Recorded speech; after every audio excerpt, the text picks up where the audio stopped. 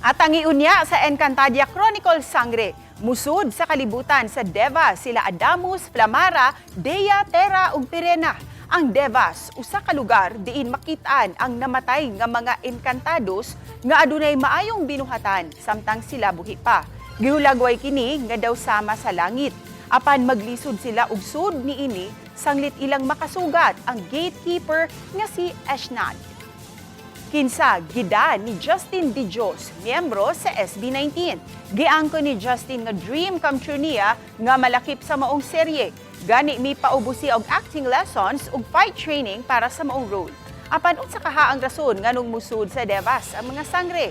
Makasud ba kaha sila bisan pa man nga pugngan sila ni Eshnad. Kana uguban pa atangi sa Encantadia Chronicle Sangre unyang alas 8 sa gabi sa GMA Prime ug Kapuso Stream ug alas 9:45 sa gabi sa GTV.